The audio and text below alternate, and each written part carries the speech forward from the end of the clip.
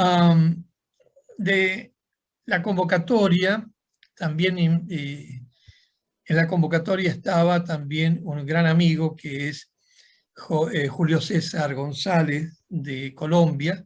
Sí. Llamó más temprano con la voz muy tomada, digamos, no estaba en condiciones de salir al aire. Él es un tipo muy activo y bueno, se excusó por eso. Para que no quede trunco la presentación de él, el que no lo conozca es un narrador oral con un estilo muy colombiano y que tiene un espacio importante, ha generado un espacio importante en Piedecuesta, no solo para la narración oral, sino para la actividad cultural del lugar, que es el que lo conozca me exime a mí de describirlo, pero es un lugar donde está al pie del cerro, digamos, casi metido entre los cerros, y desarrolla una actividad cultural para la comunidad. Es una actividad comunitaria, apoyada desde la alcaldía de Piedecuesta. Yo junté a estas tres personas pensando que la actividad común de ellos era el espacio que siempre ofrecían para desarrollar la actividad que fuese. Tanto Nirek como Georgina y Julio César son personas que ofrecen espacios para despuntar el vicio. Y en función de eso, creo que yo no tengo esa experiencia porque no me dediqué a ofrecer espacios para la narración, me quedé en la investigación solamente. ¿Y qué les pasa a ustedes como artistas en esa otra función de generar un espacio para los colegas? ¿Cómo se divide el artista en el caso de ustedes? ¿Qué recibe? ¿Cuál es el aplauso que recibe? Porque de algún modo si subimos a la escena es por eso. ¿Quién habla primero? La que quiera, la que quiera. Bueno. Dale, Nire. Bueno, buenas noches. Muchas gracias, Alberto, por la invitación. Un placer estar acá. Bueno, y a tu pregunta, ¿cómo nos dividimos? En muchas partes. Porque en realidad nos tornamos gestoras y productoras y muchas veces dejamos de narrar por gestionar y producir y dirigir. O sea, me lleva mucho tiempo la gestión cultural en general es una de las tareas más difíciles que tenemos los gestores. Yo cuando hice el curso en Fundación Hoy Día Itaú de gestión cultural, lo primero que escuché fue eso. O sea, es muy difícil gestionar, es como que nos tiraban el ánimo al piso, ¿no? A ver si teníamos la voluntad de seguir. Y en realidad no es que sea difícil, sino que hay que ser muy insistente y manejar muy bien los tiempos, ser flexible, no pelearte con nadie, bueno, aprender a escuchar también, ¿no? A mí el hecho de haber tenido la escuela en el Teatro Solís me enseñó muchísimo del manejo del tiempo, porque en el teatro los tiempos son muy rigurosos. Me enseñó muchísimo a delegar, porque acostumbrada a que cuando armaba algo, yo era la que alquilaba el lugar, llevaba el audio, los músicos, barría el escenario, lavaba el baño, porque también lo hice, o sea, absolutamente todo, convocaba a los narradores, que agradezco infinitamente a todos los narradores que siempre han colaborado la mayoría de las veces sin remuneración, sobre todo cuando yo empecé, porque, bueno, Diana Tarnowski, Carlos Genovese, me acuerdo, Margarita estaba también en ese primer encuentro en una librería, y bueno, todo siempre a pulmón y confiando en la cultura en general y en la narración oral y la comunicación en particular. Yo ando con un eslogan desde hace muchos años que inclusive me mandé a hacer unos marcalibros que dicen La palabra es el arma más importante para lograr la paz y creo que tenemos que seguir trabajando en ese tema. Y ahí me voy dividiendo. Lo que pasa es que me doy cuenta que me gusta mucho la docencia, disfruto mucho de los talleres, tengo unos cuantos grupos hoy día y me gusta generar espacio. Siempre estoy pensando cuando viene alguna fecha o se plantea o me pide muchas veces, Nire, ¿podés venir a narrar? Yo enseguida convoco a alguien y enseguida invito, porque me gusta.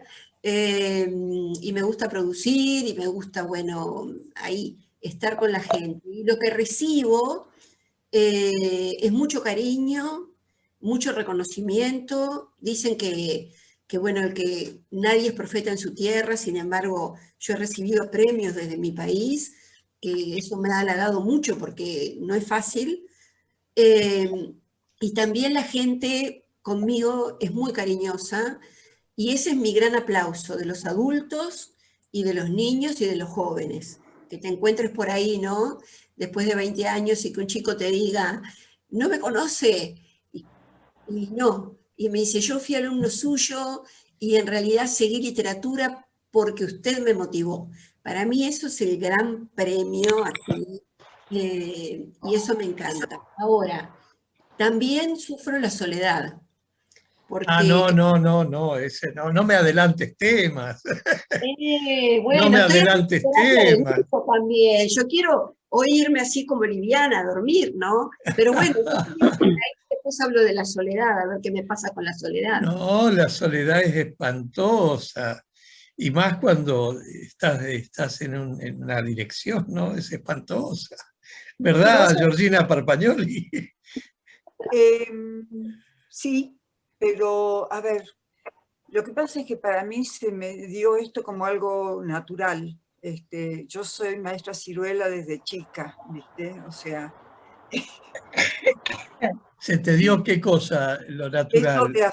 de hacer hacia otros, ¿no es cierto? De montar talleres, de abrir Ah, espacios, de generar cosas en donde incluya a otra gente. Los talleres a mí siempre me encantó enseñar, y me acuerdo, desde chiquita yo ya daba sermones a mis muñecas, por ejemplo, o sea, siempre fui muy leguleya. mm, El taller, empezar a dar talleres me pareció una prolongación natural sí. de lo que yo hacía como narradora, ¿no? Además de Mm, medio de vida. Y en Salta, cuando llegué a Salta, que recién, digamos, hacía 5 años que estaba en la narración cuando vine a Salta, se me planteó a mí como una necesidad de crear un entorno donde la narración adquiriera alguna relevancia, porque no había nada. En Salta había un solo grupo de gente mayor que se llamaba Salta Cuenta, que había sido producto de una iniciativa que en una de las vacaciones yo le había planteado a un secretario de Cultura de la municipalidad. Se sí, había formado un grupo de narradores, gente mayor que contaba ad honorem, y no había nada más en Salta. Entonces sí. yo dije, si quiero que esta actividad progrese y tenga alguna proyección, tengo que empezar a trabajar, a formar gente, por un lado, y entonces mucha de la gente que ahora está narrando surgió de esos talleres, dar un impulso también a Salta Cuenta, que tenía algunos narradores espontáneos maravillosos, y después surgió el tema del Encuentro Regional de Narración Oral, que esa fue una reacción parte a lo que yo veía como una especie de, digamos, el norte, el noroeste tiene una idiosincrasia cultural muy particular, que es propia de las 5 provincias que la componen.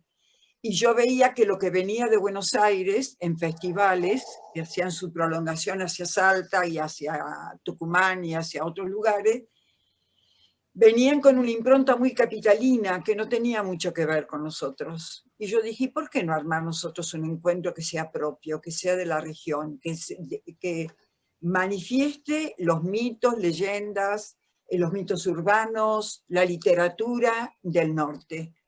Y bueno, me puse en esa tarea en el 2012 y desde entonces lo hemos venido sosteniendo hasta este año.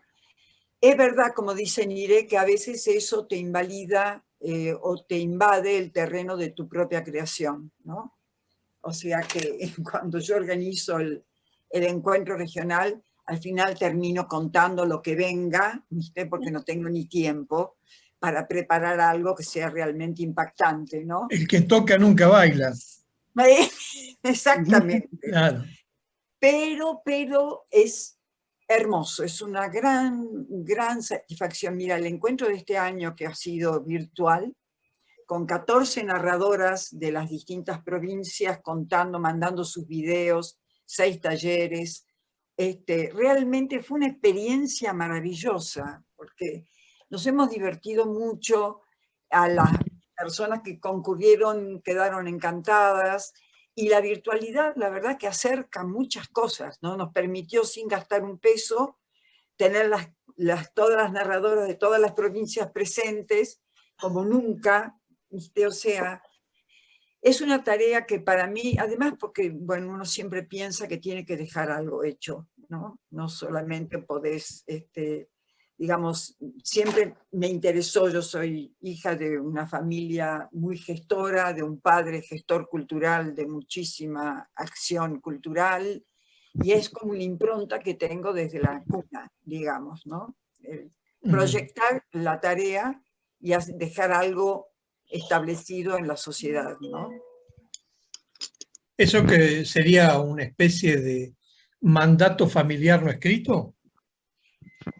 No fue un mandato, yo siempre digo, porque no es, Es una no es algo elección. que no me pesa, digamos, no es una cosa que si no lo hago, ¿no? Sino es herencia y una impronta muy, muy fuerte, porque yo admiré profundamente la actividad cultural que montó mi padre en Tucumán, que fue una locura, todas las cosas que se hicieron a partir de su iniciativa.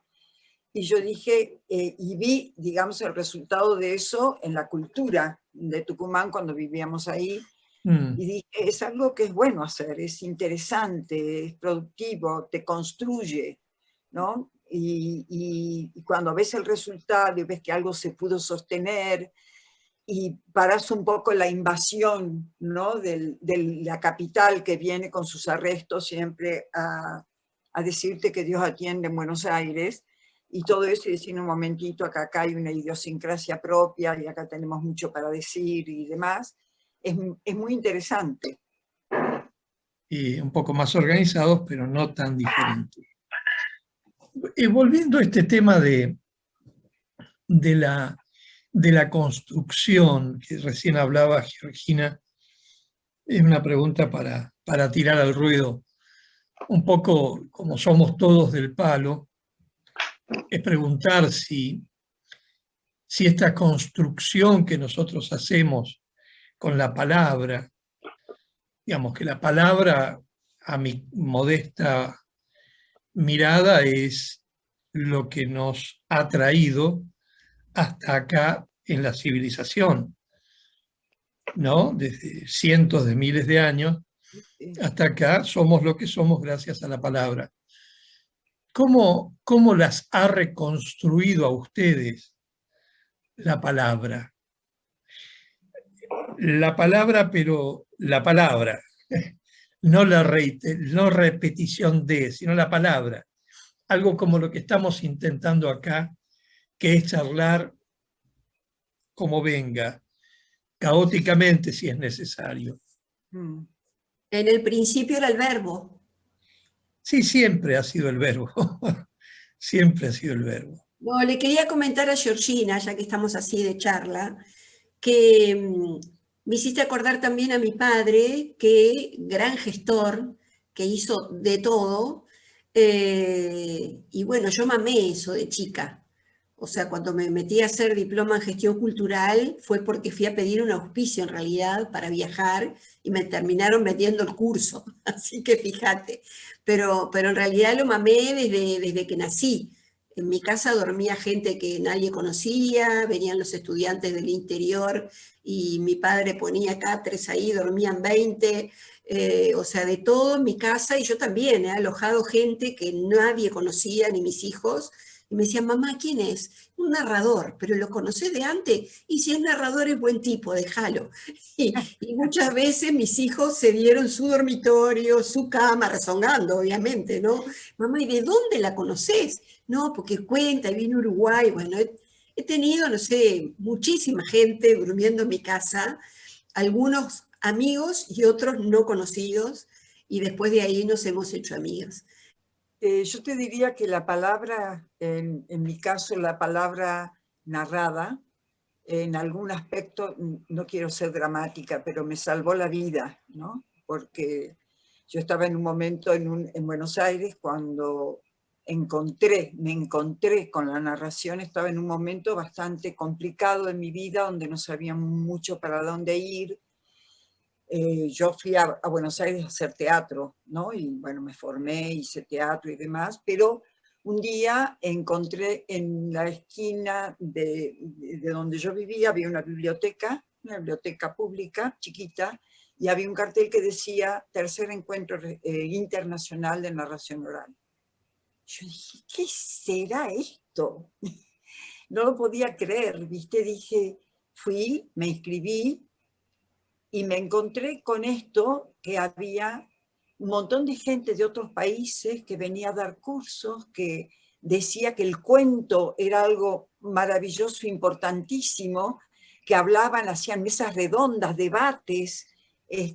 Bueno, para mí fue encontrar la Torre de los Tesoros, ¿viste? Porque en mi casa, mucho antes de que yo aprendiera a leer, mi padre nos leía todas las noches, ¿no? O sea que tenía muy incorporado el tema del cuento, y no es que me leía la gallina, clo, clo, clo, sino leía las leyendas griegas, las leyendas germanas, la versión original de Pinocho, que era un libraco enorme así.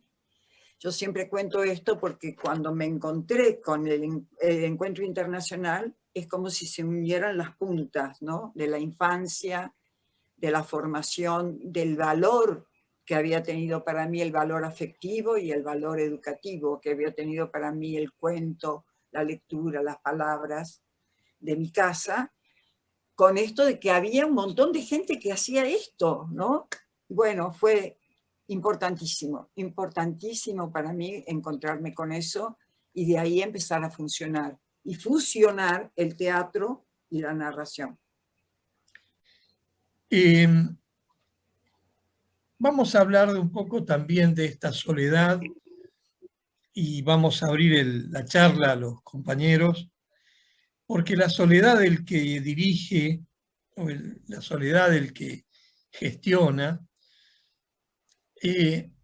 a mí se me ocurre pensar que es prácticamente la misma soledad que uno tiene cuando está solito mi alma, narrando un cuento arriba de la escena. Yo les pido que vayan pensando los compañeros qué les pasa a ustedes también cuando están solitos mi alma contando un cuento. Yo quiero cerrar haciendo mi terapia, por favor. ¿Cuál terapia de todas? No está cerrando, vos vas a volver. No, yo sé, digo, pero no, yo quiero contar algo, que, por ejemplo, la bendición de estar en el Teatro Solís no es poca cosa, maravilloso teatro, con toda la tecnología, con todo el personal a disposición, siempre de buena manera, una maravilla, lleno de gente, viste, muchas veces gente parada, en la de Elmira, en los cierres, y por ahí, claro, siempre soy la última en irme. Entonces, y alguna pasante que me acompaña, pero solita. Entonces junto todo, hago todo, y de repente me encuentro en el Lamero del Solís, el Lamero le decimos a la galería de afuera, sola, totalmente sola, el teatro ya cerró atrás mío y no queda nadie.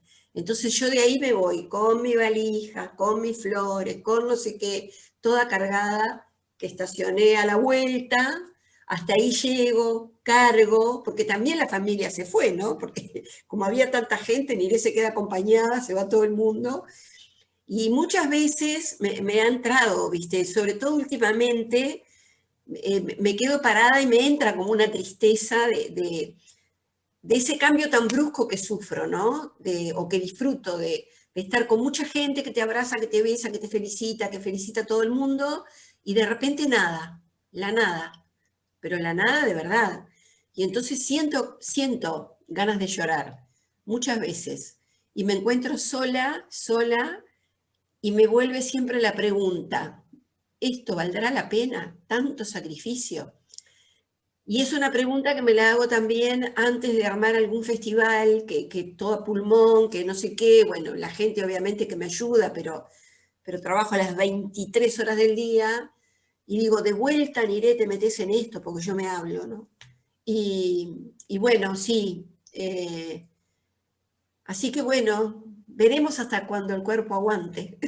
En esta sala que estamos todos reunidos, hay psicoanalistas presentes eh, y tal vez tengan algo para decir, pero a mí me da la sensación de que la sala de teatro vacía está vacía para quien no quiere ver los fantasmas que quedan ahí, Mm, ya quedan sin sentido. Cuando uno entra a la escena, los fantasmas están todos y, y tienen sentido porque uno los enfrenta y de algún modo tiene miedo por lo que va apareciendo.